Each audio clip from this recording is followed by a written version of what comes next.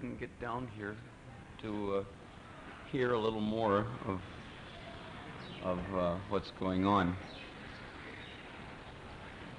You know, what has happened before. It's hard to I'm coming in green, so to speak. Usually I like to hear others speaking, and that gives me some inspiration also to formulate the ideas, or at least to bring out the ideas that I would like to share.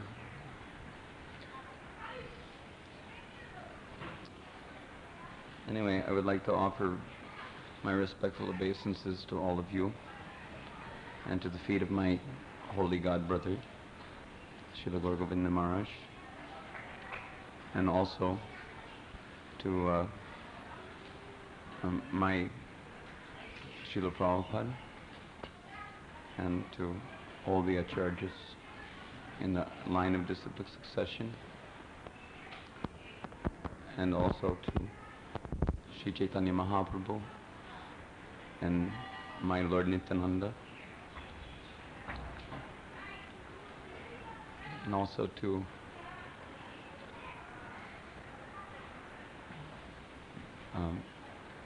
Srimati Radharani and her confidential associates, and at last to the lotus feet of Krishna. I think that it's a good idea that we should all leave the mission of our Guru and go to seek out the Rasik Vaishnav Sangha in other institutions, because we can hardly expect to find any such elevated association in the institution which is left by our Guru Maharaj.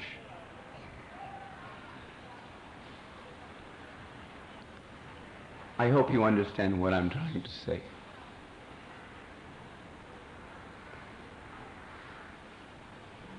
It is not that for our personal elevation, for our personal say welfare, that we should think to abandon the missionary work of our Guru, to abandon the purpose for which the Guru has established any institution,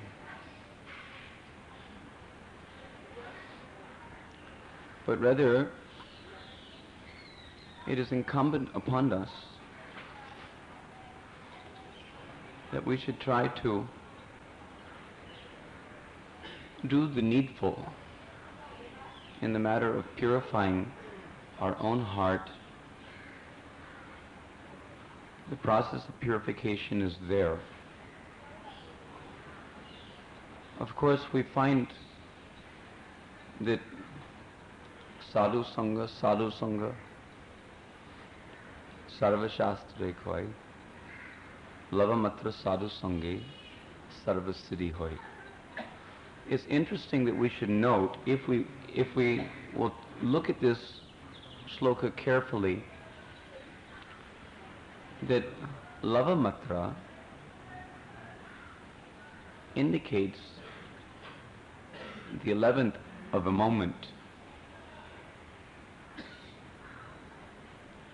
What is the effect of the 11th of a moment of the association with a real sadhu?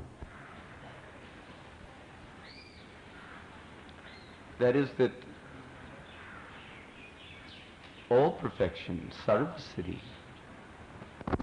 becomes possible on account of that 11th of a second.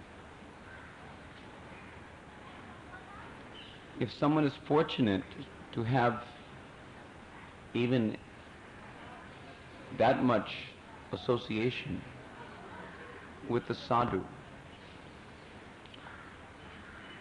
then the seed of all perfection can be impregnated into his heart.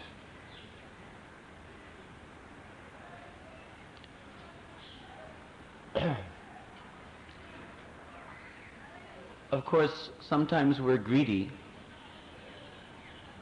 and want to get more and more 11th of seconds with the hope that we may increase the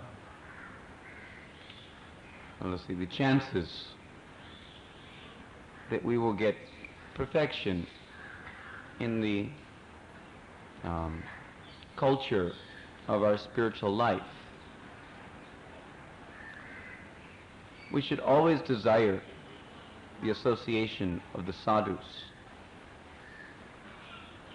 But we should also understand that if we have had even the 11th of a second of association with that sadhu, that if we take what we've gotten to heart, even that 11th of a second of the association with such a sadhu can become the cause of our complete perfection. It's a question of whether or not we've actually taken that association to heart. If on the plea of searching out elevated sadhu sangha,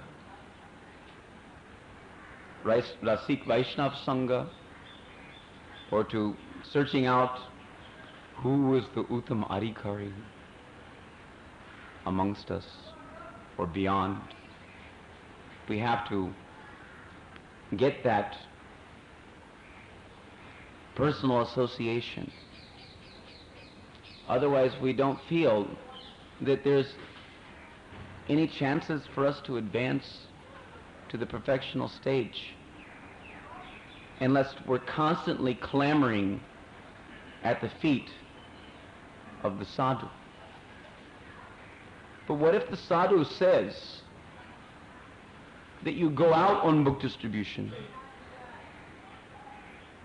What if the sadhu says that you should carry on with your practices of pure devotional bhajan, taking advantage of the literatures which have been left by the predecessor acharyas, taking advantage of our own Guru's literatures and the instructions therein? If we will be separated from that association, then is everything lost? If we will be separated from the association of our Guru, then is there no hope for us to progress to the perfectional stage? It is incumbent upon every disciple to remember the instructions of the spiritual master. And if he did not take them to heart, then by repeatedly remembering in the association of other serious and sincere devotees who are also endeavoring as real sadhakas, second-class Vaishnavas, who are actually premi bhaktas. There are two types of premi bhaktas. One is the perfectional, on the perfectional platform. He has attained and is relishing the fruit of prema. And there's the other premi bhakta, who is very seriously aspiring to attain prema through the application of the principles of Uttama Bhakti. So it is certainly necessary for us to recognize what is Uttama Bhakti. If the Madhyam Adhikari cannot understand the goal and the process by which one can achieve the goal, then how can he be good association for anyone? Bhaktivinoda Thakur, in one book called Vaishnavism and Nam Bhajan, he recommends that it is the Madhyam Adhikari who is the best association.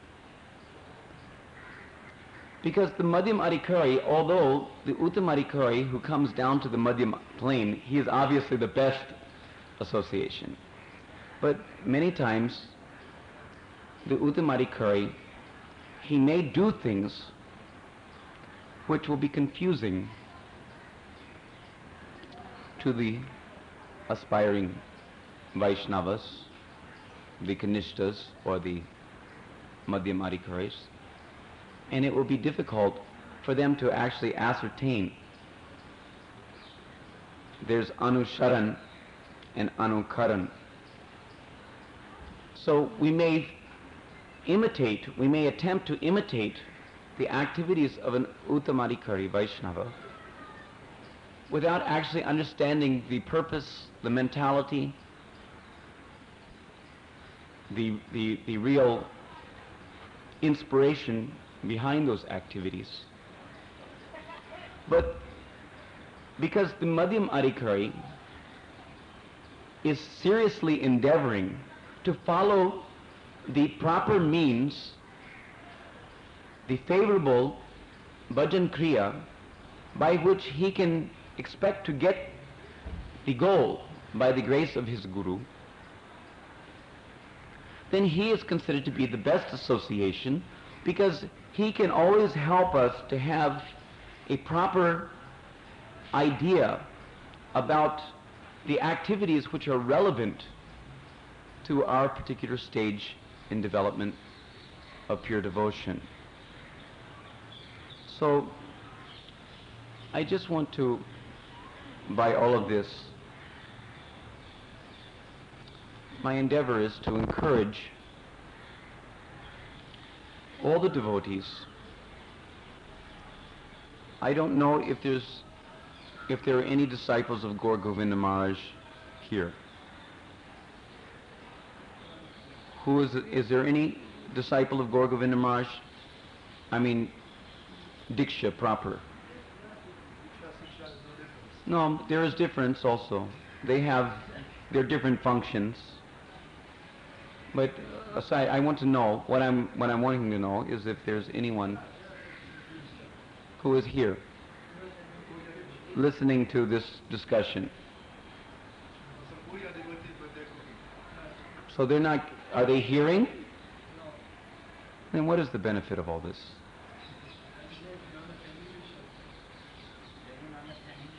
They don't understand English. Anyway. Yeah.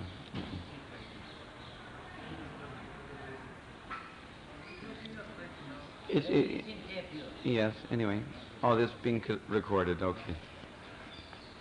And then translated. So anyway, it would be nice if there was more participation of the disciples of their Guru Maharaj in this assembly. But at any rate, we have the opportunity to have some kathas, so it is not in vain. It is not wasted, I hope. In any case, I just want to encourage that I've seen the drift of the mentality of many of Gaurgovinda Maharaj's disciples who are thinking, it's just like when you're out on the parking lot in America or someplace, I remember in my early days in Krishna consciousness, this was an opportunity for me to actually put to practice practically the instructions of my spiritual master in his physical absence, even though he may have been personally present on the planet at that time. But my experience is that there's no time or place or circumstance which isn't meant for that. Even if someone has Bapu Seva, but if he's not open-hearted to the instructions of the spiritual master, even the spiritual master is standing over him with a club, endeavoring to make him, force him to follow, the ideal standard of devotional behaviors. But if the disciple is not receptive, if the disciple is not interested, what can the guru do? We can have the best guru, but if the disciple is not interested, then what is the meaning? What is the use? So many got best guru in Srila Prabhupada, but how many of them, although it is not useless, because certainly any association, any advancement, gradually their sukriti will accumulate and strengthen, and that will give them a greater degree of shraddha in the next life, which will make it possible for them to take more seriously, no doubt. So there's never any loss. But in reality, if we don't take advantage of our guru, if we don't take advantage of the instructions of our spiritual master and apply them circumstantially, then we can go from one Rasik Vaishnava to another, to another, to another, to another for our sense gratification, because we get some false prestige out of sitting at the feet of the Rasik Vaishnava, or we get some entertainment for our pleasure without the consideration of the Guru's needs, without the consideration of the Guru's desire. Srila Gaurgovinda Maharaj, I've not heard him directly say it, but one of his close disciples told me that when he was under fire from the GBC for opening up such discussions concerning more esoteric subject matters, Gaurgovinda Maharaj's answer was that, what can I do? I have to show them something. His concern was that so many devotees are leaving his Guru Maharaj's institution because they're not getting the taste. The taste has not been created by the leaders of this movement or the preachers in this movement somehow or other. So they're wanting to leave. But he was concerned. So someone should show something. His endeavor, if we analyze, his endeavor was that to keep the devotees within his Guru Maharaj's institution so they wouldn't all fly away here and there all over to search out the Rasik Vaishnava association that they wanted. It pained him. He says, he told that it breaks his heart to see that devotees are leaving Srila Prabhupada's institution. But now after his demise, his disciples are thinking that it's in the service of his spiritual master that they should leave. This is quite erroneous understanding. Our business is to serve the mission of the spiritual master. It's not to clamor at his feet for our sense gratification of thinking that we can become highly elevated in some way or another without actually doing the real business of surrendering to the instructions of the Guru and to the intentions of the Guru, to understand deeply the purport of what he's actually trying to give us. So although there may be many institutions and many sadhus, but our real business is to serve the feet of our spiritual master, even if it means that we have to bear the pain of separation. Bearing the pain of the separation helps the disciple grow in his maturity of devotional consciousness. if we're thinking that, oh, I can't bear the pain of separation, therefore forget about my guru and run to the feet of another man, then what is this? Then the question is that we've placated ourselves, but how have we actually deepened our realization of the eternal association of our spiritual master? Krishna wants us to feel separation. The whole the Madhva Gaudiya Sampradaya is set up for the purpose of creating the experience in increments of Vipralamba Bhav. We are meant to understand Vipralamba Seva. In the physical presence of the spiritual master, no doubt it is advantageous to have his association, but if we don't understand that his disappearance is meant to create an intensity of Vipralamba Bhav within the heart, and that Vipralamba Bhav thickens the relationship, thickens the experience, and also increases the dedication of heart of the disciple to the feet of the spiritual master. Then if we're not perceiving this reality, if we're not entering into the realm of relishing this reality and experiencing the association of our spiritual master through separation from him by carrying out his instructions, then we have to be accepted, we have to be understood to be on a very less mature platform in our devotional consciousness, in the progress of our devotional life. It's extremely important for us to understand this principle.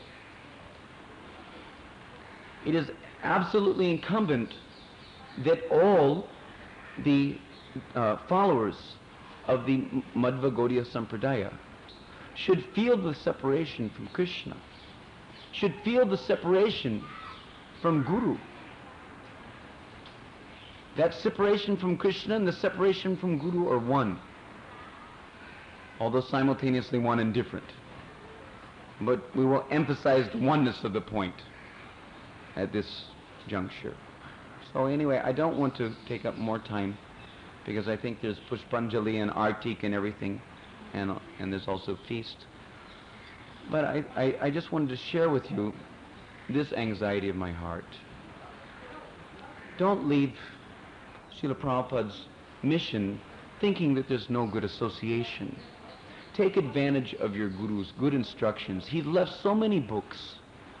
Just like Srila Prabhupada has left so many books, because many of Gaurgovinda Maharaj's disciples, although I only had about a month of association with Gaurgovinda Maharaj in 1981, at which time he used to always let me lead kirtan, because, you know, I was a kirtan fanatic. So he would allow me to lead the kirtans, you know, for his programs. We went on preaching tour in Orissa. I didn't, you know, have so much association, but still, I feel that it's absolutely necessary for me to express this to all those who are concerned about the legacy of Gaurgovinda Maharaj, that just as our Guru Maharaj has left so much valuable information, that if we simply take it and put it and take it to heart and apply it in our life, then realization of the purpose of all this comes. So similarly, Gaurgovinda Maharaj has, by the grace of his disciples, because we've had some association over the years, they always come to me and give me his literatures as a free gift, because they know that I have some heart for their Guru, as I recognize him as a perfect Vaishnava gentleman in my association with him. So they wanted to share their inspiration and enthusiasm with me, and I have had opportunity to go through his literatures, and although I don't see eye to eye on everything that comes across, I don't think anyone should expect that every godbrother is going to see from the same angle of vision, but I so much appreciate, in general, the points that he brings out in his preaching. Because we are, that our business is to go for prema and give up all the other nonsense. This is the real message that he is trying to give us. The basic message. Prema pumartha mahan. Give up the attachments to any other pursuits and go for prema by right means. So I had the opportunity to see what is in his books. And I will say that if his disciples will take seriously what is in his books and what is in Srila Prabhupada's books, just like maybe all of Prabhupada's disciples may not be so inclined to take so seriously what is within their godbrother's book. But if they will take seriously what is in their spiritual master's books and practically apply it in the association of devotees, coming together and analyzing the instructions of their guru and discussing from different angles of vision in order to come up with a more complete picture, then it is not that they cannot attain perfection. Everything is coming by Guru's grace. Guru is not limited by physical circumstance. If we think that because the Guru has physically demised that he has left us, then this is wrong thinking. Especially in Brajadam, every acharya in our line is eternally residing in Brajadam. It is not that we don't have the association of our acharya. It is not that he's not seeing us. Our business is to act in such a way that he wants to see us, that he is happy to see us. Not that we try to see Guru, but we act in such a way that Guru is happy to see us. That when he sees us, he is satisfied that we've honored his instructions. When he is satisfied that we've honored his instructions, then he takes from his personal bank account and places the credits of his own transcendental pious activities into the bank account of his disciple, and that is the way the disciple advances. It is not by the disciple's personal endeavor that the disciple advances. It is by the Guru's grace that the disciple advances, and without his grace, there's no possibility of making any advancement. But we have to show the Guru that we want his grace. And the way we do that is by honoring the instructions of the spiritual master. So that is our real business. The instructions are there. All we have to do is open our ears, open our heart, and we can actually inculcate the real message of the predecessor charges and our Guru, and become fixed up in unalloyed devotional service, which will help us to attain the perfectional stage of prema. So anyway, Jai Radhe Shyam, Jai Nitai Gaur Premanandi, Hari Hari Bol. Jaya Prabhupada, Jaya Prabhupada, Jaya Prabhupada, Jaya Prabhupada.